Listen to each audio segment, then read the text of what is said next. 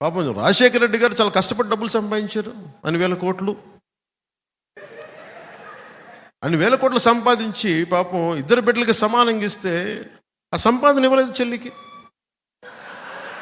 చాలా బాధ కలిగించే అంశం ఇది. పాపం సాక్షి పేపర్లో వాళ్ళకి రావాల్సిన వాటా ఉంది, ఇవ్వలేదు. భారతీయ సిమెంట్స్లో ఇవ్వాలి వాటాలు, ఇవ్వలేదు. పాపం ఆవిడ ఈ రోజున పడుతున్నాయి. ఎంత నిజం బాధ వేసింది. పాపం మరి ఇవ్వాలి కదా, సొంత చెల్లికి ఇవ్వాలి, ఇవ్వడం. సొంత చెల్లికి ఆస్తి ఇవ్వనోడు మనకి ఎలా వాటాలు పంచుతాడబ్బా? మీరు ఆలోచించండి. మాట్లాడితే భయపెడతా ఉంటారు. నేను రాజకీయాలు వచ్చినప్పుడు నేను ఒకటే అనుకున్నా, నేను మంచి చేయడానికి వచ్చా. చాలామంది పెద్దలను కలుపుకెళ్తా, జ్ఞానుల్ని కలుపుకెళ్తా, మేధావుల దగ్గరికి వచ్చి తల ఉంచుతా, అనుభవజ్ఞుల దగ్గర నా శిరస్సుని వాళ్ళ పాదాల దగ్గర పెడతా.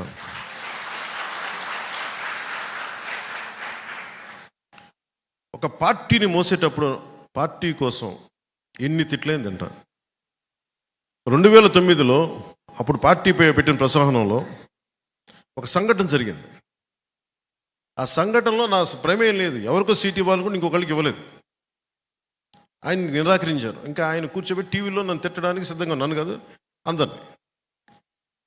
అసలు నాకు సీట్ల దాంట్లో ప్రమేయం లేదు. ఒక్క కనకరాజుగా సూరి గారి సీటు కోసమే తపన పడ్డా ఆ రోజున.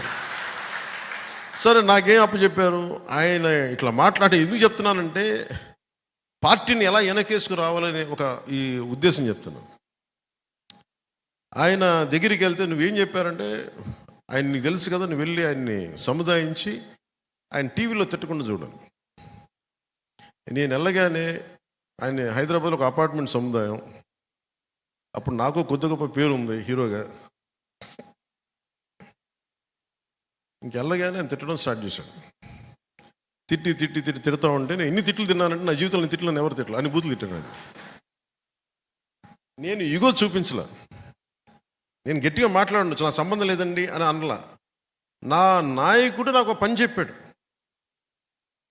అది డ్యామేజ్ జరగకుండా చూడని నేను బాధ్యత తీసుకున్నాను. నేను ఎమ్మెల్యే కాదు, ఎంపీ కాదు, కంటెస్ట్ ఏమీ కాదు. కానీ నేను నా నాయకుడు నమ్మి నా నాయకుడు బాధ్యత తప్పు చెప్తే నేను వెళ్ళి ఆయన ఒకటి చెప్పా, తప్పు జరిగిందేమో నాకు తెలీదు, ఈ నిర్ణయంలో నా తప్పు లేదు, నా ప్రమేయం లేదు, కానీ వాళ్ళు తీసుకున్న పరిస్థితులు తీసుకున్నారు, అందువల్ల పెద్ద మనసుతోటి మీరు నన్ను క్షమించండి. వాళ్ళందరి తరపున మీ పాదాలు పట్టుకొని భార్యాభర్తలు ఇద్దరికి క్షమాపణలు చెప్పి ఒక 10 నిమిషాలు అలాగే తల ఉంచి కూర్చున్నా. ఇది ఎందుకు చెప్తానంటే, నేను నాకు బాధ్యతని ఒక సమస్యని పరిష్కరించడానికి తగ్గించడానికి నా శిరస్సు తీసుకెళ్ళి పాదాల దగ్గర పెట్టేస్తాను. ఇది నేను ఇంత నమ్ముతాను